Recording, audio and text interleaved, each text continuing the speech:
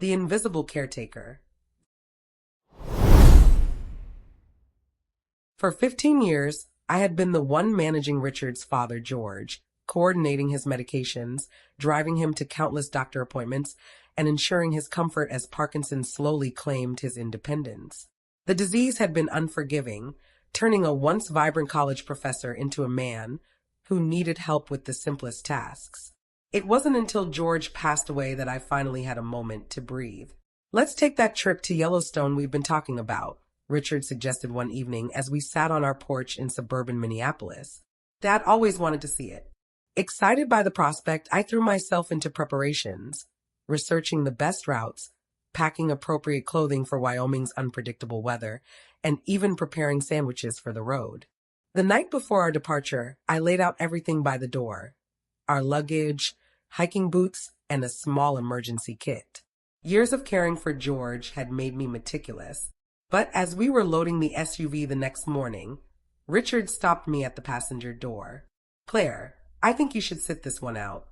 His voice was oddly detached, clinical almost. "The long drive would be tough on your back, and there's a lot of walking involved. Besides, you've never been much of an outdoor person." Behind him, our son Marcus, now 24, nodded in agreement. "Mom, you've been complaining about your joints for months. It would just slow everyone down." Our daughter Abigail, 2 years younger than Marcus, simply slid into the back seat without making eye contact, her attention fixed on her phone. "We'll bring you back something nice," Richard said, already closing the passenger door and walking to the driver's side. And just like that, they left without me. The house felt eerily quiet that evening. I wandered from room to room, touching surfaces that I had meticulously cleaned for years. The dining room table where I'd served countless meals. The couch where George had spent his final years, where I'd adjusted his pillows and held his hand during difficult moments. The silence was broken by a notification from my phone. Richard had posted a photo on social media. I tapped on it and felt my stomach drop. There, alongside my husband and children, was Vanessa, his colleague from the architecture firm. They were all smiling against the backdrop of the Grand Tetons, looking like the perfect family. So this was the truth. While I had spent years caring for his ailing father, my husband had been planning vacations with another woman. I pulled off my reading glasses and studied the photos more carefully. The way Vanessa leaned slightly into Richard, the natural way Marcus and Abigail stood beside her, comfortable as if this was routine. They all wore matching baseball caps, even Abigail, who normally refused to wear anything that might mess up her hair. A memory surfaced. Last Christmas, I had suggested we all wear matching sweaters for our holiday card. "That's so corny, Mom," Abigail had groaned. "Nobody does that anymore," Marcus had added. "It's not the 90s. Richard had simply chuckled and said, "Maybe next year, Claire." Yet there they were, all wearing identical Grand Teton National Park caps. Without me. I scrolled through the pictures, my finger trembling slightly against the screen. In one photo, Vanessa was pointing out something on a map, while my children leaned inattentively. In another, the four of them were toasting with beer bottles at what appeared to be a rustic lodge restaurant. I knew Vanessa, of course. She had joined Richard's firm 5 years ago, an ambitious architect from Seattle who had worked on several high-profile projects. Richard always spoke highly of her design sensibilities, her innovative approaches. A kindred spirit, he called her. My hand gripped the phone tighter. 5 years. Had it been going on that long? Had there been other trips I didn't know about? With renewed purpose, I began searching through Richard's social media history, scrolling back through time. I found what I was looking for almost immediately. Photos that I had somehow missed, or perhaps been deliberately prevented from seeing. A weekend trip to Chicago for an architecture conference 2 years ago. Richard, Vanessa, and both our children at Navy Pier. A hiking trip to Colorado last summer when I was attending a weekend-long caregiver support group. Pictures of them at a Cubs game, a concert in Milwaukee, a weekend at Lake Michigan. This had been happening right under my nose. I went to our bedroom and sat on the edge of the bed, trying to make sense of it all. For 15 years, I'd put my life on hold to care for George. Richard had always claimed he couldn't help because of his work schedule, because consulting with clients and drafting designs couldn't be done from home. "You're so much better at this than I am," he would say. "Dad trusts you more." And so I had canceled my pottery classes, declined invitations to book clubs, and postponed my dreams of returning to teaching. When my friends went on vacations, I stayed behind. When they moved forward with their careers, I remained stationary. All because someone needed to care for George. But if Richard had time to travel with Vanessa and our children, he could have found time to help with his own father. I pulled out my phone and dialed Richard's number. He answered on the fifth ring, his voice low, slightly annoyed. "Claire, what is it?" "We're about to go on a sunset wildlife tour." The car had space for Vanessa, but not for me. I didn't bother with pleasantries. There was a pause, then the sound of him moving away from the group. "What are you talking about?" "I saw the photos, Richard. You, Vanessa, and the kids at Yellowstone. Looking like one big happy family." He sighed, the kind of exasperated sound he made when dealing with difficult clients. "Vanessa is presenting at a conservation architecture symposium in Jackson tomorrow. She just happened to be on the same flight from Minneapolis, and we ran into her at the park. It's not what you're thinking. And the 5 other trips you've taken with her in the past 2 years? Were those coincidences too?" Another pause, longer this time. "You're overreacting.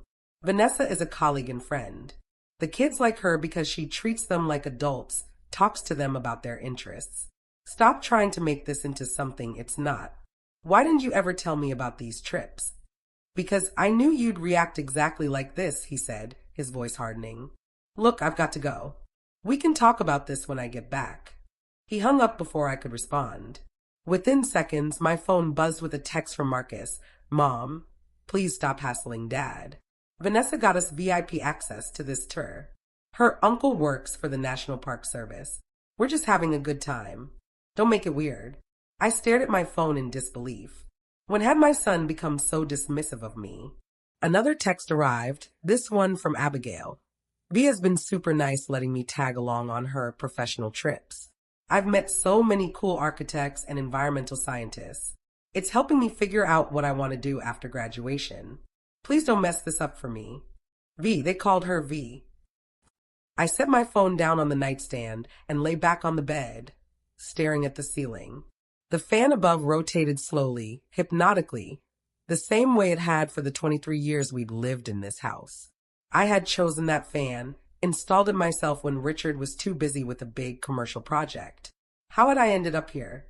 This wasn't the life I had envisioned when I graduated from the University of Minnesota with a teaching degree, full of ambition and plans. I had wanted to inspire young minds, to travel during summer breaks, to eventually become a principal or an educational consultant. Instead, I had become invisible, a caretaker, a housekeeper, a cook, someone whose own family didn't even want her on vacation with them. With sudden resolve, I sat up and walked to Richard's office, a room I rarely entered out of respect for his creative space. It was meticulously organized, architectural journals arranged by year, drafting supplies in labeled drawers, various awards displayed prominently on floating shelves. I logged into his computer. The password was the same one he'd been using for years, his college dormitory number followed by his graduation year. I clicked on his file manager and began searching through folders. There they were, more photos, years worth of them, carefully organized in folders labeled Chicago trip, Colorado adventure, Wisconsin weekend.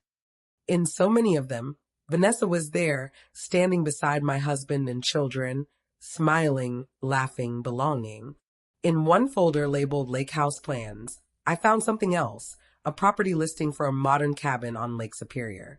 The email thread attached to it included messages between Richard and Vanessa discussing renovation ideas, potential weekends to visit, and how it could serve as a creative retreat. The last message in the thread, dated just 3 weeks ago, read, "Once George is gone, we'll have more freedom to move forward with this." My hands trembled as I closed the files. This went beyond casual friendship or professional collaboration. They had been planning a future together, waiting for George to die so Richard could reclaim his freedom from his father, and perhaps from me as well. I shut down the computer and returned to our bedroom, where I pulled out a suitcase and began packing. I wasn't sure where I was going, But I knew I couldn't stay in this house, surrounded by photos of a family that had excluded me from their lives.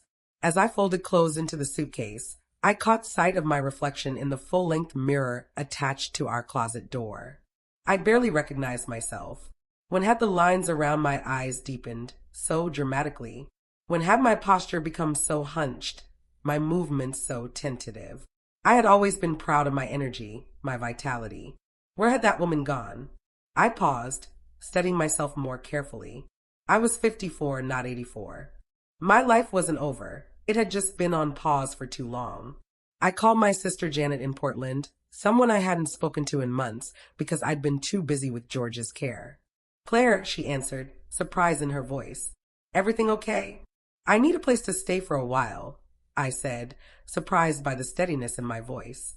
"Just until I figure things out." "What happened? Is it Richard?" I took a deep breath. It's a long story, but the short version is that I think my marriage is over and I need to rediscover who I am. There was a slight pause before Janet replied, "Your room is ready whenever you are. Stay as long as you need." I booked a flight to Portland for the following morning, then continued packing, now with renewed purpose. As I gathered my things, I realized how little in this house truly reflected me. The furniture had been chosen to match Richard's aesthetic sensibilities, the artwork selected to impress his colleagues. Even the kitchen had been designed with his entertaining needs in mind, rather than my cooking preferences. The only space that felt like mine was the small garden in the backyard, where I had planted perennials that returned year after year, requiring minimal care during the months when George needed me most. Before going to bed, I wrote a note and left it on the kitchen counter. "I'm taking some time for myself. I'll be in touch when I'm ready to talk." I slept surprisingly well that night, better than I had in years. The next morning, as my rideshare pulled away from the house, I didn't look back. On the flight to Portland, sitting by the window watching Minneapolis grow smaller beneath me, I felt a weight lifting. For 15 years, my life had revolved around George's needs and Richard's career. I had been the invisible support system, the foundation that everyone took for granted. No more. Janet met me at the airport, wrapping me in a fierce hug. "You look exhausted," she said, examining my face. "I am," I admitted, "but not in the way you think." Over the next few days, I told Janet everything. About the years caring for George, about Richard's trips with Vanessa, about the Lake Superior cabin plans. She listened without judgment, only asking occasional questions for clarification. "What do you want to do now?" she asked when I had finished my story. I looked out her apartment window at the vibrant Portland streetscape below. "I don't know yet, but for the first time in years, I'm excited to find out." A week passed with no word from Richard. Then two. Finally, on day 17, he called. "Where are you?" he demanded, skipping any greeting. "I came home and found your note, but you didn't say where you were going or when you'd be back." "I'm with Janet in Portland," I replied calmly. I needed some space to think. "You can't just leave like this, Claire. It's childish and irresponsible." I laughed, genuinely amused by his indignation. "Irresponsible? Like planning a lake house with your colleague, while your wife cares for your dying father." Silence. "How did you?" He began, then stopped. "I saw the emails, Richard. I know about the plans you and Vanessa have been making." His voice hardened. "You had no right to go through my computer. And you had no right to plan a future with another woman, while I was still sacrificing mine for your family." "It's not what you think," Richard said, his tone shifting to one of practiced reasonableness. "The lake house is a professional project. Vanessa and I were thinking of starting a small side business renovating properties. It's not personal. Then why wait until after George died? Why the secrecy?" I asked. He sighed heavily. "Because you were so wrapped up in Dad's care, I didn't want to burden you with another commitment. I was trying to protect you." The old me might have accepted this explanation, might have even apologized for jumping to conclusions, but not anymore. "Richard, do you take me for a complete fool? I've read the emails. I've seen the photos. For years, you've been building a life that doesn't include me." "That's not fair," he protested. "I've been building our life." "Really? When was the last time you included me in anything? When was the last time you took me on a trip?"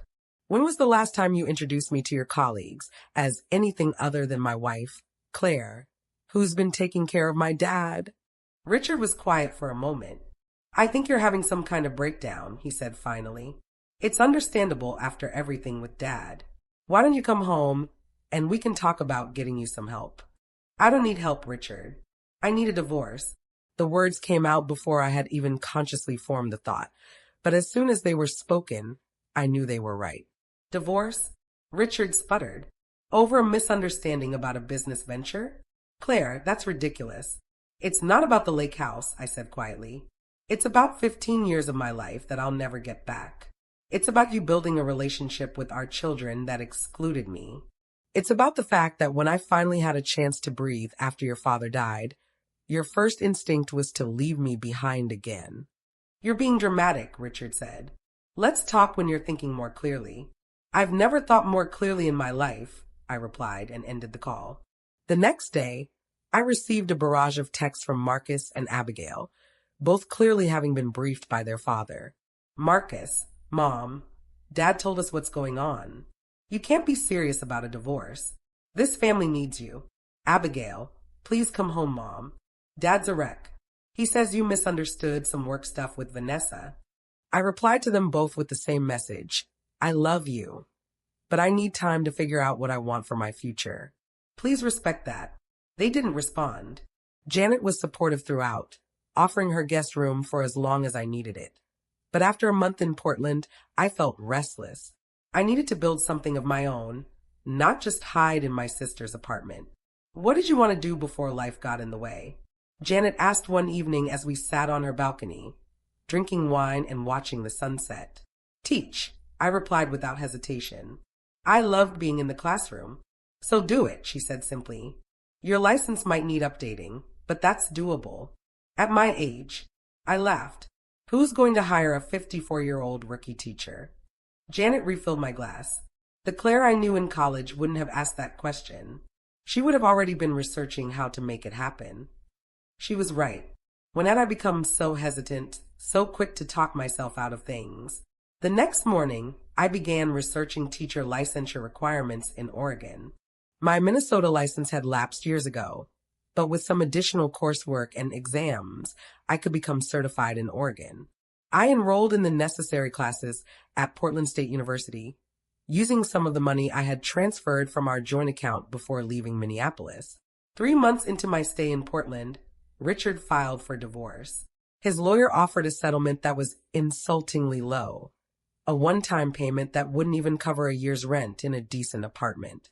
He claims that since you walked out, and since he was the primary breadwinner, you're entitled to minimal support, explained the lawyer Janet had recommended. What about the 15 years I spent caring for his father? I asked. Doesn't that count for anything? It should, my lawyer replied. If you had been paid for those services, it would have cost him hundreds of thousands of dollars. We'll make that argument. The divorce proceedings dragged on for months. Richard fought every request, contested every financial disclosure. Meanwhile, I completed my certification requirements and began substitute teaching at Portland Public Schools. The work was challenging. Today's students were very different from those I had taught briefly in my 20s, but it was also invigorating. I felt useful, engaged, alive in a way I hadn't for years. I found a small apartment not far from Janet's, a modest place with good light and a small balcony where I could grow herbs and flowers. It wasn't much, but it was mine. 8 months after I left Minneapolis, the divorce was finalized. The settlement wasn't everything my lawyer had pushed for, but it was fair, enough to provide me with financial stability while I built my new career. Richard was required to pay me a significant sum for the years I had spent as his father's caregiver, calculated at the market rate for professional nursing care. The day the final papers were signed, I received a text from Abigail. Dad told us about the settlement. Are you happy now that you've taken half of everything he worked for? I responded, I didn't take anything I didn't earn. Someday I hope you'll understand that. A week later, a more conciliatory message arrived from Marcus. Mom, I'm sorry about everything. Dad's not doing great. Vanessa left the firm, and he's been drinking too much. I know it's not your problem anymore, but I thought you should know. I sat with that information for a while, surprised by my lack of satisfaction at Richard's misfortune. I had expected to feel vindicated, but instead I just felt sad. Sad for the years wasted, sad for the family fractured, sad for the man who had lost his way so completely. "Are you okay?" Janet asked when I told her about Marcus's message. "I am," I replied, realizing it was true. Whatever's happening with Richard now, it's his journey, not mine. A year after leaving Minneapolis, I accepted a full-time position teaching fourth grade at a school in Northeast Portland. The principal who hired me valued my life experience, saying it brought a perspective the younger teachers lacked. 2 years after that, I received an unexpected email from Abigail. "I'm getting married in June. I'd like you to be there." We had maintained minimal contact since the divorce, obligatory birthday calls, occasional text messages, but this felt significant. I called her immediately. "Are you sure?" I asked. "I don't want to create any awkwardness with your father." "Dad's bringing his new girlfriend," she replied. "Some real estate agent he met at a property showing. If he can bring a date, so can you." I laughed. "I'm not sure I have anyone to bring." "Then come solo," she said firmly. "But come." I was wrong about a lot of things, Mom. I understand more now that I'm older. I flew to Minneapolis for the wedding, staying at a hotel rather than imposing on any of my old friends. The ceremony was beautiful, Abigail radiant. Richard was polite, his new girlfriend effusively friendly in the way that suggests nerves. Marcus gave a touching speech about his sister finding the kind of love their parents had once shared, skillfully navigating the awkwardness of our divorce. After the reception, as I was waiting for my rideshare back to the hotel, Richard approached me. "You look well," he said, hands in his pockets, shifting uncomfortably. "Thank you," I replied. "So do you." An uncomfortable silence stretched between us. "I've been meaning to say," he began, clearing his throat, "that I understand now why you left. After you were gone, I had to hire 3 different people to do everything you used to do. None of them took care of things the way you did. I wasn't sure how to respond to this backhanded compliment. "I'm teaching now," I said instead. "4th grade." He nodded. "Abigail told me. She said you seem happy." "I am," I confirmed. "Very happy." "Good," he said, looking genuinely relieved. "That's good." My rideshare arrived, saving us from further awkward conversation. "Goodbye, Richard," I said, extending my hand formally. He shook it, then surprised me by saying, "I'm sorry, Claire, for everything." I nodded in acknowledgement, then got into the car. As we pulled away, I caught a glimpse of him in the rearview mirror, standing alone on the sidewalk, watching me leave. 5 years after leaving Minneapolis, I received a promotion to curriculum coordinator for my school district, a position that allowed me to mentor younger teachers and shape educational policy. I had developed a reputation for innovative approaches to teaching children from diverse backgrounds, drawing on both my formal education and the patience I had cultivated during my years as a caregiver. My apartment had evolved into a true home, filled with books, plants, and artwork created by my students. I had made friends, real friends who knew me as Claire the teacher, Claire the community garden volunteer, Claire the woman who took pottery classes on Saturdays and went hiking on Sundays. Not Claire the caretaker, Claire the wife, Claire the mother. One spring evening, as I sat on my balcony watching the sunset and grading papers, my phone rang. It was Marcus. "Dad had a heart attack," he said without preamble. "It's bad, Mom." I closed my eyes, feeling a complex swirl of emotions. "I'm so sorry, Marcus. Is he going to be okay?" "The doctors don't know yet. He's in surgery now." His voice broke slightly. "I know things ended badly between you two, but I thought you should know." "Thank you for telling me," I said softly. "Do you need me to come?" There was a pause, then, "Would you?" "Abby's pregnant and on bed rest. She can't travel, and I'm kind of falling apart here. I'll be on the next flight," I promised. As I packed an overnight bag, I wondered what I was feeling. Not love. That had faded years ago. Not hate. I had moved beyond that too. Perhaps it was simply concern for a person who had once been central to my life, mixed with worry for my son who needed support. When I arrived at the hospital in Minneapolis, Marcus met me in the lobby, embracing me with an intensity that surprised me. He looked older than his 29 years, worry etched into his face. "They're saying he might need long-term care," he said as we rode the elevator to the cardiac unit. Even if he recovers from the surgery, there's been damage to his heart. I squeezed his hand. One step at a time, Marcus. Let's see how the surgery goes first. Richard survived the operation, but faced a long recovery. His girlfriend, it turned out, had ended their relationship shortly after Abigail's wedding, unwilling to deal with what she called his emotional unavailability. He had been living alone, working too much, eating poorly. As Marcus and I sat in the waiting room, waiting for Richard to be moved from recovery to a regular room, he turned to me with tears in his eyes. I need to apologize to you, Mom, he said, for so many things, but especially for how I treated you when Grandpa was sick. I didn't understand what you were doing, what you were sacrificing. I took his hand. You were young. Not that young, he insisted. Old enough to have helped more. Old enough to have seen how Dad was treating you. I nodded, accepting his apology without diminishing his responsibility. Thank you for saying that. When Richard was finally settled in his room, I visited briefly. He looked small in the hospital bed, pale and vulnerable, so different from the commanding presence I remembered. Claire, he whispered, his voice rough. You came. Marcus called me, I explained. I wanted to make sure he had support. Richard nodded weakly. Always thinking of others. That was your gift. And my failing. I didn't contradict him. The doctors say I'll need care for a while, he continued. Isn't that ironic? After all those years you spent caring for my father. Life has a way of coming full circle, I agreed. He closed his eyes briefly, then looked at me with surprising clarity.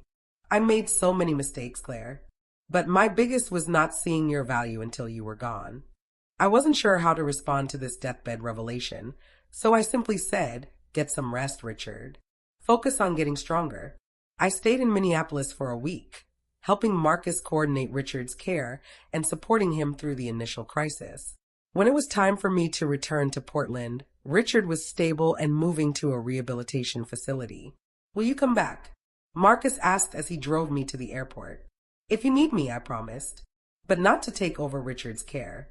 That's not my responsibility anymore. He nodded in understanding. I know. I just meant to visit. Abby and I miss you.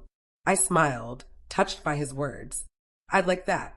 Back in Portland, life resumed its pleasant rhythm. I returned to my job, my friends, my routines. But something had shifted inside me during that week in Minneapolis. I had faced my past without being consumed by it. I had helped my former husband without sacrificing my own well-being. I had stood in the hospital where I had once spent countless hours with George, yet felt no obligation to stay.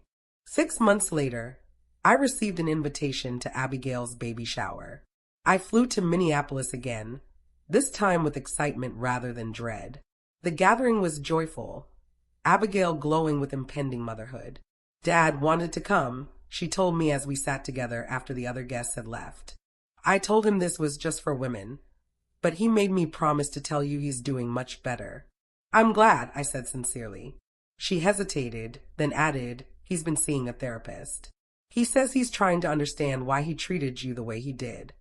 I nodded, appreciating the information without needing to respond to it. I've been thinking about names for the baby, Abigail continued. If it's a girl, I'd like to use your middle name, Elizabeth. Would that be okay? Tears sprang to my eyes unexpectedly. I'd be honored, I managed to say. Later that evening, as I walked back to my hotel, my phone buzzed with a text from Richard. Thank you for being there for our daughter today. I hear the baby might be named after you. Fitting tribute to a remarkable woman. I smiled at the message but didn't reply. His approval, his validation, none of it mattered anymore. I had found my own worth, created my own life, built my own happiness. The baby, Elizabeth Claire, was born 3 weeks later. I flew back for another visit, this time staying for 2 weeks to help Abigail adjust to motherhood. During those days, cradling my granddaughter while Abigail showered or napped, I reflected on how differently things had turned out from what I had once expected. I had imagined growing old with Richard, living in our Minneapolis house, being a traditional grandmother who baked cookies and hosted holiday gatherings. Instead, I lived in a different state, built a new career in my 50s, and visited my family on my own terms. On my last day in Minneapolis, I took baby Elizabeth for a walk while Abigail rested. Without consciously planning it, I found myself near our old house. On impulse, I walked by, curious to see what had become of it. The exterior had been painted a different color, and the garden I had so carefully tended had been replaced with low-maintenance landscaping. A young family was visible through the front window, their lives now unfolding within those walls that had contained so much of mine. I felt no nostalgia, no sense of loss, just a peaceful acknowledgement that life continues, changes, evolves. I looked down at my granddaughter, sleeping peacefully in her stroller. "Your grandmother used to live there," I whispered to her. "But she lives somewhere much better now." As I turned to walk away, I realized the truth of those words. I did live somewhere better now, not just physically in a different city, but in a different state of being. I had moved from invisible to visible, from supporting character to protagonist in my own story. The path hadn't been easy, and there were still moments of doubt, of wondering what might have been. But as I pushed the stroller back toward Abigail's apartment, I felt a profound sense of rightness, of having finally found my place in the world. Not as someone's wife, someone's mother, someone's caretaker, but as myself. Claire Elizabeth Thompson, teacher, mentor, friend, mother, grandmother, and at last, after all these years, the main character in her own life.